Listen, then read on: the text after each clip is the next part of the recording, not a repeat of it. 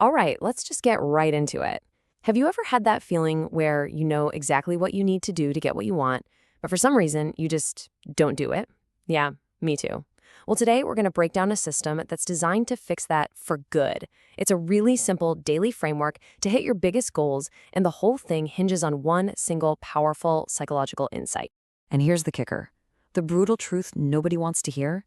The secret? It's boring as hell. Seriously, it's not some complicated, life-changing secret you have to buy a course for. It's just doing the simple stuff you already know you should be doing. So the real question isn't, what do I do? It's, why on earth can't I get myself to do it? And that is the lock we're about to pick.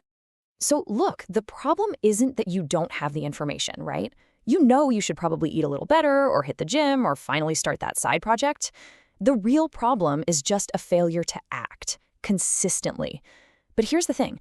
What if I told you there's one single psychological lever you can pull every single morning that changes the entire game? Okay, so to get a grip on that lever, we've got to understand the battlefield first. And that battlefield, it's your own mind. See, it turns out you're not just running one program up there. You're running two. And spoiler alert, most of the time, they're basically at war with each other. So let's meet the two sides, right?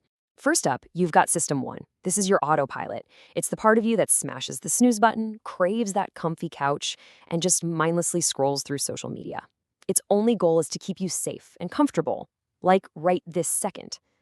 Then you've got System 2, the planner. The planner. This is your logical, ambitious brain, the one that sets huge goals, actually buys the kale, and promises that tomorrow is the day everything changes. You can already see the problem here, can't you? So who do you think is actually in charge here? Well, the power balance is kind of insane.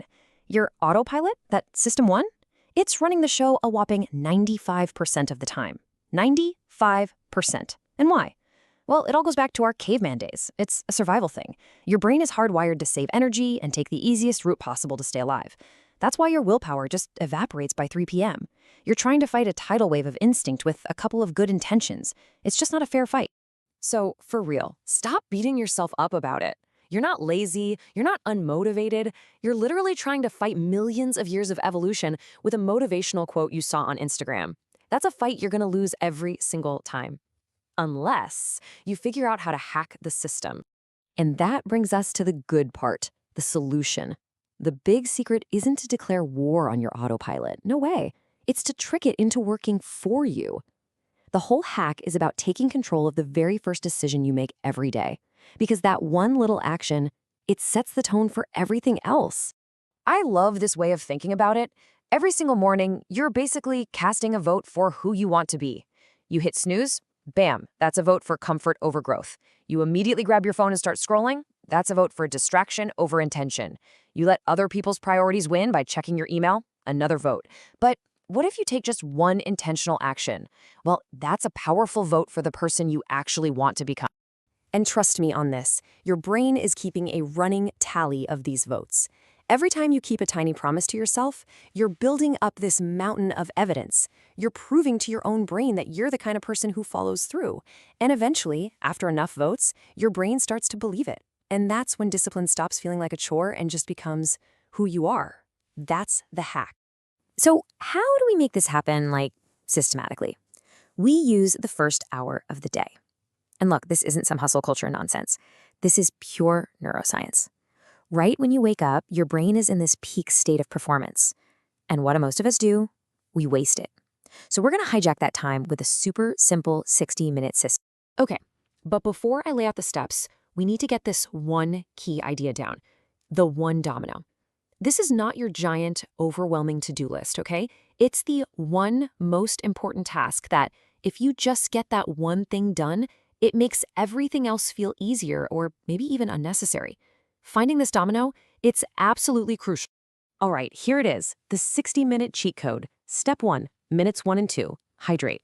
Just drink some water. It boosts your cognitive performance by 14%, instantly. Step 2, for the next 5 minutes, move. We're not talking a full-on workout here. Just get the blood flowing to spike those get-it-done chemicals in your brain. Step 3, minutes 8 to 10, pick your one domino. What is that single critical target for today? Then, step 4, for the next 30 minutes, you feed your brain. Read, Listen to a podcast, watch something that gets you closer to your goals.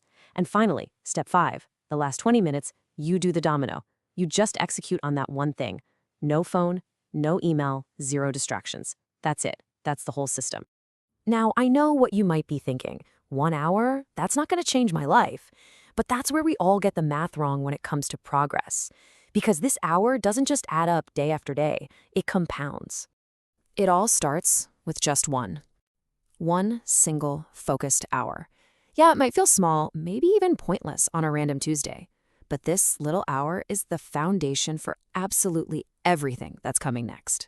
Because that 1 hour a day, that tiny daily win, well, it turns into 365 focused hours over the course of a year. You know what that is? That's the equivalent of 9 extra full-time work weeks. 9, all dedicated only to your most important goals.